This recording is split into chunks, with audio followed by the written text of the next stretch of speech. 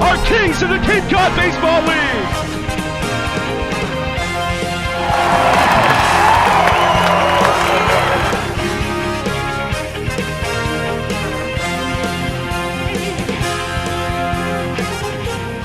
Welcome back to Get to Know the Gatemen on the Gatemen Baseball Network, your studio show for all things Gatemen baseball. I'm your host, Amanda Foster, and on today's episode, we'll cover the last week of games, show you all the highlights, go over roster changes, and give some more insight into a few Gatemen players. As of the morning of June 23rd, the Gatemen are 4-6-1, in the middle of playing 14 games in 15 days due to a rainout earlier this week. Now, because of that, manager Ryan Smythe has had to alter some of his strategy, especially pitching-wise. There have been times where he keeps some pitchers in to eat innings, as he calls it, to ensure he has enough arms for the coming games. Now, let's take a look back at the past week of games.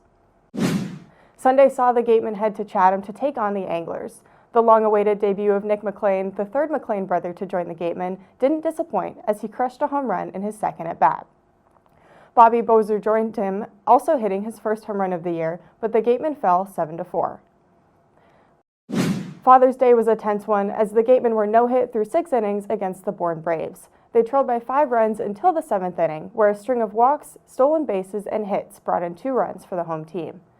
Fast forward to the 9th inning, the Gatemen tied the game at 5 thanks to timely hitting from Will Cook and Dorian Gonzalez. Bourne scored 1 run in the top of the 10th inning, but a sacrifice fly from David Glancy was the game winner.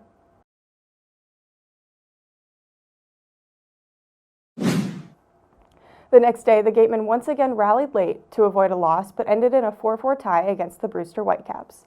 In what was a highly anticipated matchup between Ryan Smythe and his close friend Jamie Shevchik that ended really quite ironically, especially after what they had to say pregame.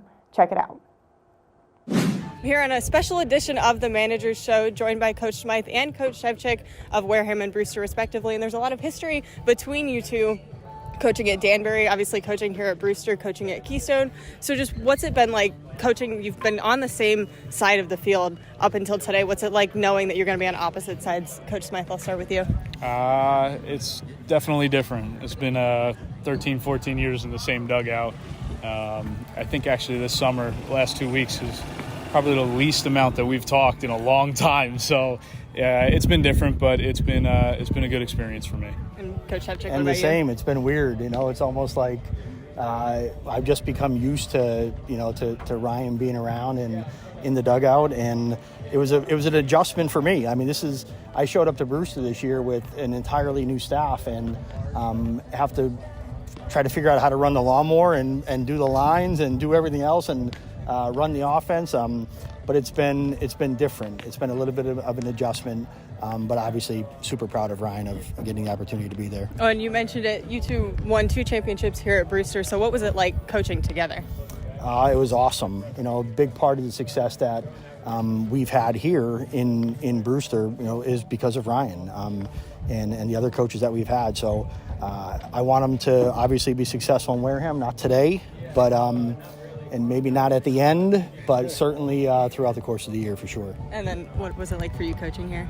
He gave me an opportunity to start my coaching career and kind of continued on from there, and obviously the opportunity in the New England League and then the Cape. So obviously forever grateful. I do want to come out of this one with a win. I feel like my fall is going to depend on the 4 games that we play against each other this year. So hopefully we get one today. Well, and I want to ask, when did you find out that you were going to be the Gatemen head coach, and then when did you tell Coach Shevchik that you would be coaching against him? I think he had an idea before I did, but it was sometime late September maybe, right around there, late September, early October. And what was that initial reaction to finding out that Coach Smythe would be here in the Cape League? I talked to administration at Wareham when the job was open, and I tried to make a push, as best as I can for Ryan. I think he obviously deserves it. But at first it was like, wow, once he got the job, I was like, yeah, man, it's like starting all over again now. So it was a little weird, but I was happy. We've been pretty tight for a long time, and this is probably going to be one of the cooler moments that I've had coaching in a long time. Oh, and I've got to ask one last question. You guys have both kind of alluded to it, and I think everybody kind of wants to know, is this the beginning of any sort of rivalry between you two and these two teams? Either one of you? I don't think it's going to be a rivalry. It's not a rivalry until we play each other in the championship. If we were in the same division, it'd be different.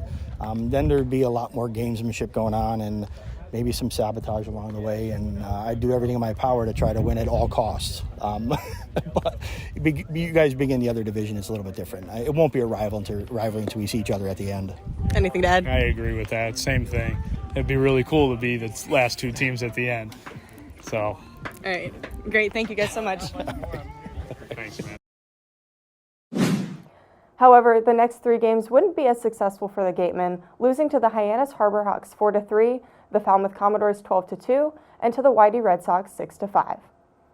The loss to the Commodores was a rough one as pitchers struggled to find the zone, the defense gave up multiple free passes, and offense couldn't make consistent contact. And the next night against YD, things didn't get any better as the Gatemen gave up 4 runs in the 9th and loaded the bases to walk in the winning run in the 10th. They looked to right the ship, starting with Friday's home game against Chatham. Despite the skid the Gatemen seem to be on right now, we've still got some players to highlight. David Glancy, dubbed Wareham's favorite son by Ryan Smythe, still leads the league in home runs with 3. Here's some insight into how he plays the game after his walk-off sac fly against Bourne. Network player of the game. David, you come up to the plate in the bottom of the 10th. You've got runners on base ready to score. What's going through your mind? McLean before me got the job done, that sac fly. Caleb did a good job getting the third base there and hustling. So they put me in a good spot, honestly. All I had to do was really put the ball in play. They had a good pitcher up there, and those, a little, makes you uncomfortable. So I just had to go up there and just put the ball in play, especially with 2 strikes. It's a fly ball wins the game. So I was just trying to do my job and just, help team however I can, especially coming off pinch, coming in the game in 7th inning or whatever inning I came in. But just wanted to come in and help the team win. And, I was thankful and lucky to be up the bat, and my teammates did the work for me, so it was awesome. What does it mean to you to help them get this win? Oh, it's great. We came off a loss, and we were down the whole time. So to come back and win, show that we have no quit is pretty good to see. So. And you've had a great start to the season. You're the Gatemen Baseball Network player of the game for the 2nd time in a row, a couple home runs, stolen bases. You're doing everything. What is the key for you to playing so well right now? Just honestly, just taking it for what it is. Playing the Cape Cod and trying to tell myself I'm here for a reason. And, I worked really hard to get here, and everyone who's helped me along the way, this is for them too. And I just try to go out there and have fun, honestly. Each inning I go out there, I try to just, tell myself to look around and just enjoy the moment. So it's helping me take the pressure off myself. That's all I've been trying to do, and it's working, so I'm just keep rolling with it. Great. Thank you so much. Congratulations. Thank you so much. I touched on the arrival of Nick McLean earlier, and so far he's put up 2 home runs and 6 RBI with a batting average of .318. I had a chance to talk with him before his first game about what being here on the Cape means to him and what he's looking forward to.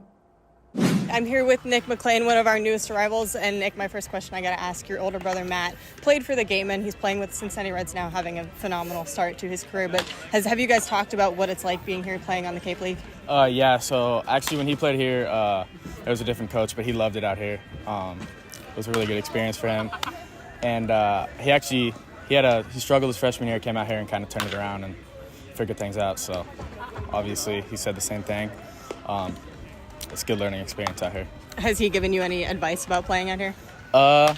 He just said it's a grind. Just, bring it every day. Obviously there's all the best players across the country here, so just be competitive. And you, Matt, and then Sean, one of your other brothers, you all grew up playing baseball. What was that like, just growing up with brothers all playing the same sport and everything? Super competitive household. As the baby of the family, I got beat up a lot. But they're both my people I look up to, so they give me a lot of good advice, so it's awesome. And you just got to the Cape. You're going to make your first start playing your first game today. So just what are you hoping to get out of this experience, and what are the emotions that you're feeling? I'm excited for sure. I'm hoping we can, go far in this thing. Personally, I just, be competitive, have good at-bats, help the team win, stuff like that. So. And you've got a teammate in Ryan Campos also from ASU. So what's that like having a familiar face already here? It's nice. I love Campy. He's an awesome teammate, so it's good that he's out here with me. All right, great. Thank you so much. Good luck today. Of course. Thank you. Now, if there's one guy who's incredibly easy to spot from anywhere on the field, it's Zach Stewart. He's the guy with long blonde hair who always seems to have either his hat or his helmet falling off. And so, of course, I had to ask him about it. And I got to ask about the hair because it makes you very recognizable out in the field. Have you always played with long hair? Did you recently decide to grow it out? Just tell me the story behind it, if there is one. I started growing it out my junior year. It was longer my senior year, and then brought it in my freshman year of college, and I've kind of just kept it since then. But it's kind of been a thing where it's just kind of grown on me, and I'm trying to keep it as much or as long as possible, but so far it's working well. I heard you might have forgotten some of your products a few weeks ago. Have you been able to, what's the plan with that? What's going on? Right now, I haven't really done much about it. I've been pretty tired, but I'm going to have to find something because I did leave it at home, and all my stuff that I do once a week is, well, probably not going to look as good, but got to figure it out. I'm sure you'll find somewhere to get some stuff. So. They'll have it, yeah, for sure. Yeah. All right, great. Thank you. Good luck today. Thank you. A host of roster changes occurred once again earlier this week, so here are some of the most notable departures and arrivals. Infielders Cade Sullivan, Will Cook, and Dixon Black, catcher Caleb Pendleton, and pitcher Jack Bowery were among those released. Outfielders Zach Stewart, Josh Stevenson, and Nick McLean, infielders Grant Hussey and Garen Caulfield, catcher Ryan Campos, and pitchers Casey Talent and Aiden Major were among the arrivals. Looking ahead to the future, here's who's on the schedule. Chatham and Cotuit at home on Friday and Saturday, away at Hyannis, back home at Spillane for Brewster and Yarmouth Dennis, and 2 more on the road against Harwich and Cotuit to take us through the end of the month. No doubt it's a tough stretch, as always, but Ryan Smythe always takes it one game at a time, and so does his team. That just about wraps up today's show. For our producers and crew behind me, I'm Amanda Foster, and thanks for tuning in.